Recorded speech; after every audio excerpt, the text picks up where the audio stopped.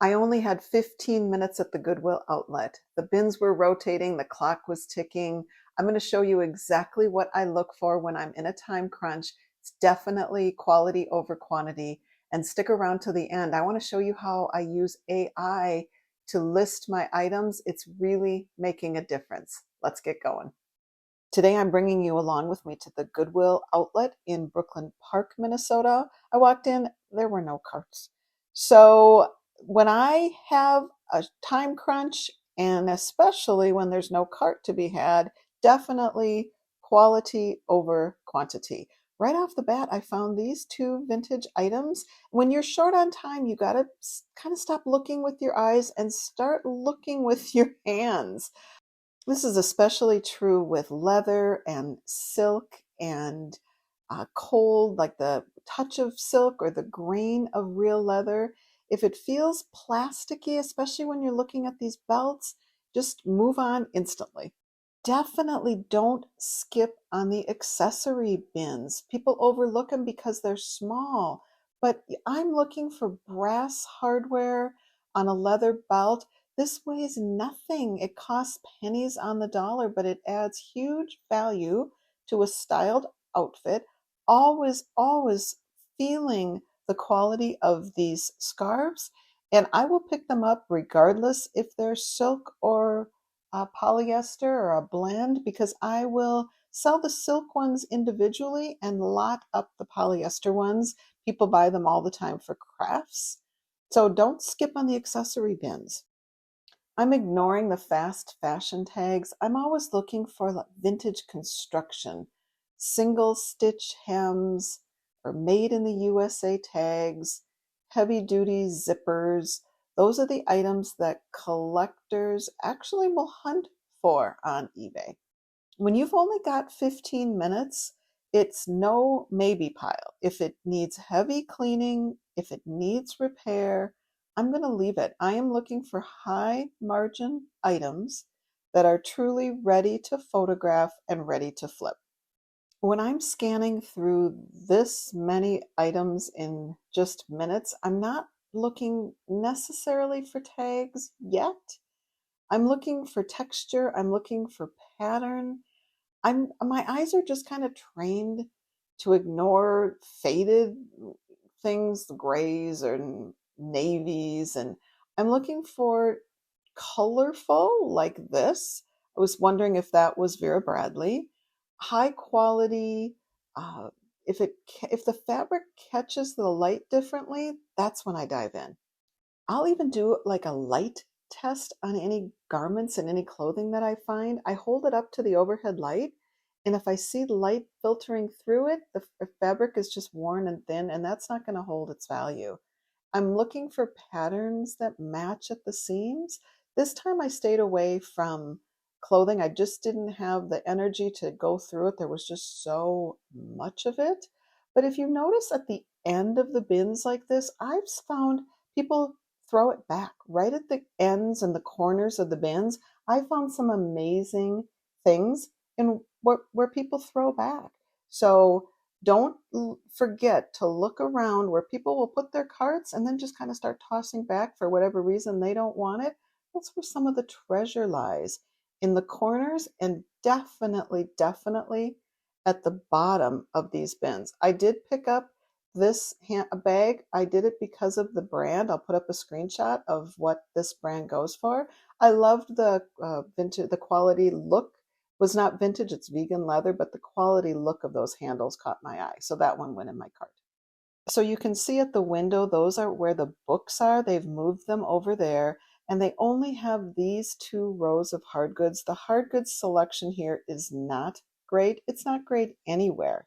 The other bins that I go to are in Chaska. It's a little bit better there, I'm finding, but I've been really disappointed lately in this type of situation at Brooklyn Park. There really isn't much. It used to be overflowing. So they're pulling the good things and they're putting them on their online stores, is what I'm gathering. But this is unusual. Not lately, but it used to be full as the clothing bins are, you'll see. This isn't that much fun for me. So the 15 minutes I could come and go. Again, if you know me, I am waiting for the church rummage sales, which start this weekend. So excited. That's where my love lies, is at the church rummage sales, especially the fill-a-bags. I always look at dolls, the pretty faces, the well-painted faces. I'm starting to learn about dolls a little bit more. And plush, those are items that tend to stay back because people don't know enough to pick them up to flip. But leather wallets, I have found, and you will see at the end of the video, I found some fabulous lightweight items that end up in this hard goods section, which it should be over with the shoes and the leather goods. So it's a real mix or match at Brooklyn Park. In terms of the books, I'm looking for hardcovers. If it has a dust jacket, it should be in pristine condition. You can find a complete series. You can find limited edition. I love Bibles. If you can find first edition. I don't spend a lot of time. This is the leather Bible I was looking at. Uh, Large print leather Bibles. Absolutely always pick those up. I've definitely done well. I'm also now into ephemera. I did a video on paper and looking for items, magazines, postcards. I'll put up a screenshot. I found a bag of ephemera at a thrift store and I've sold 2 pieces already, so the rest are profit. I'll put in a screenshot of those 2 pieces that quickly sold out of a bag of just simply paper.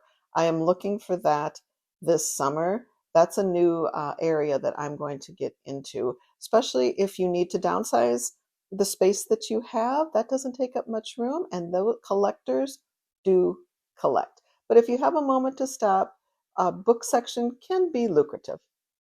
You can see here, you cannot shop the bins like a regular thrift store. The bins really reward you for speed and experience. I did pick this up. This is the only thing I picked up. I'll show you in terms of clothing. I'll show you that at the end. Here's what it looks like when a new bin rolls out. And I've talked about this. I stay far away. I will let them flip those items over and look for exactly what they are looking for. I'm not looking for exactly t-shirts or denim or clothing for my kids. I am looking for pieces left behind that I know have value and I can flip for a profit. So I will always, this one was a costume, and it was Disney. I was looking at that, but I just, again, did not have enough time. I put that behind. I left that behind, but I am looking for the leftovers at the church rummage sale and at the bins. I'd rather shop this way with nobody around me than get right in the middle of the chaos. I like it when it looks like this. I always say that those fresh bins attract competition, and experienced resellers just know that hidden value is found in what's left behind and what's ignored. If they were placed together and not individual, I would tell you to look at high profit shoes. You can evaluate them quickly. You know the brands that you're looking for, but they're single at our bin. So you need to take the time and have the time to find the match. So if you are going to look at shoes, look at leather, athletic brands, and minimal wear. In this accessory bin, I focus on belts. Belts is an underrated category that I have sold a lot of belts. Easy to photograph, easy to ship, easy to store. And at the end of the video, I want to show you how I am staging and photographing my belts.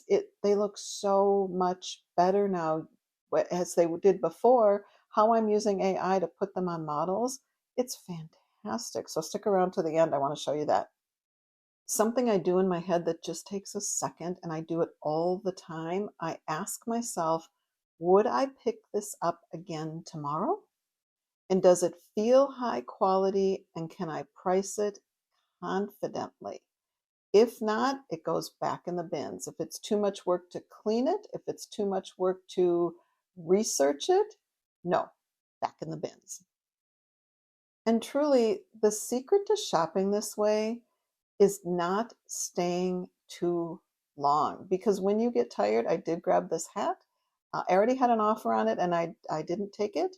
But I looked at that a couple times, but that was really, really cute. It was just, it needed a little cleanup. So that's why I was hesitating a little bit, but I did grab that one. But if you stay too long, if you're tired, you start making bad buys. And if you overthink it, you're just killing the profit. If you're disciplined in what you pick up, I did grab these suspenders, talked about these many times. And if you find one, you will often find another. And then that was the case. I found two.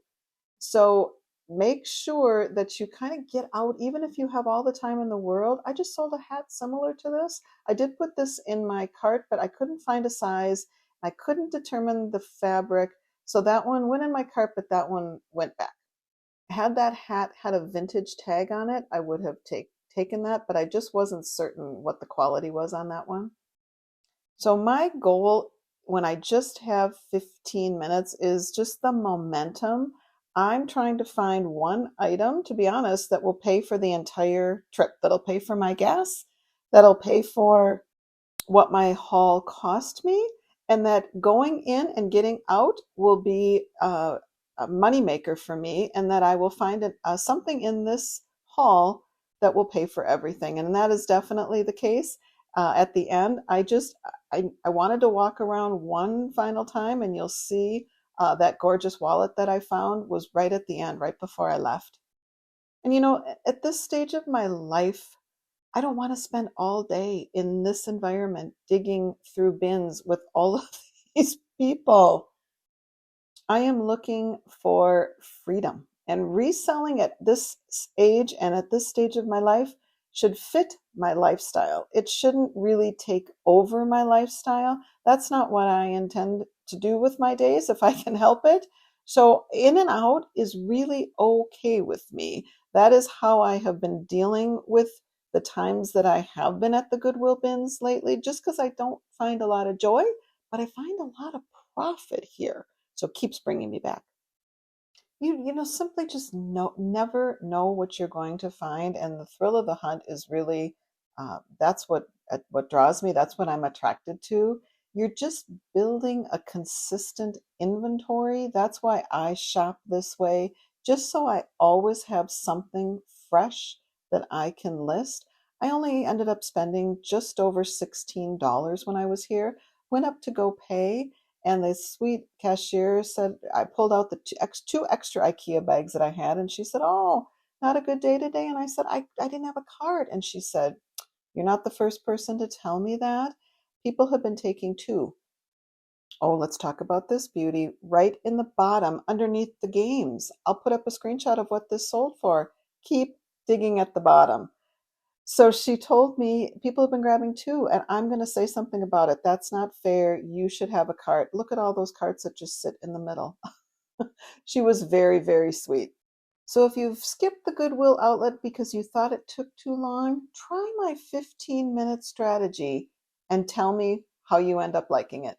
Okay, so we'll end here with my haul video. This was just a few pennies over $16. Let me talk to you about why I picked up what I did.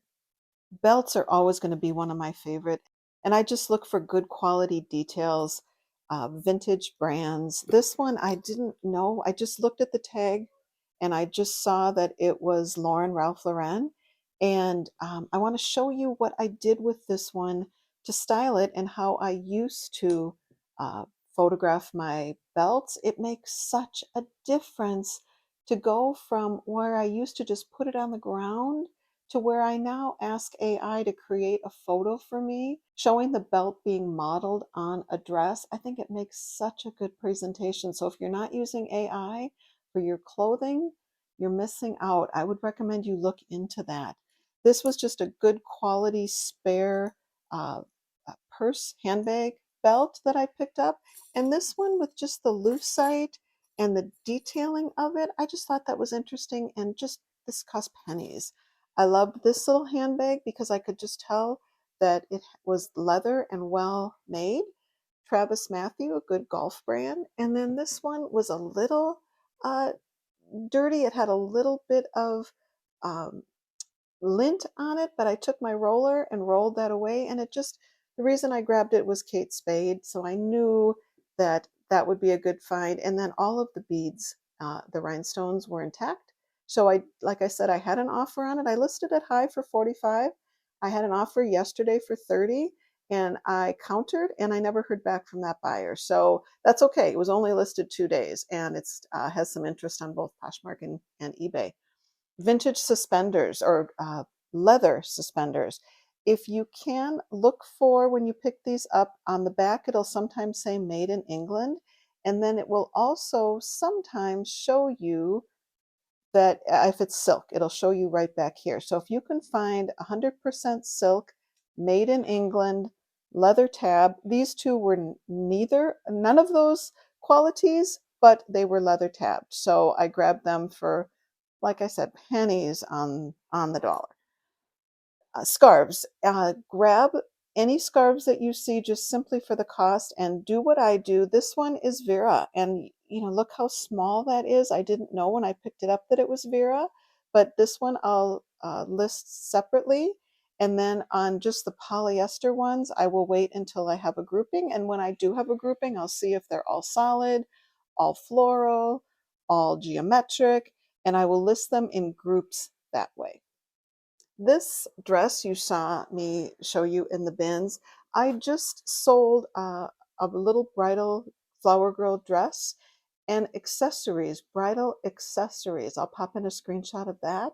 Weddings are expensive. This one had so much detail on it, and for under $2, that one I know I will do well on. It sometimes takes a while. This is a saturated area, the flower girl things, because so many people choose to sell theirs because the little girl wears it, for a moment and a half. But this one, I thought, boy, with the details like that, look at this.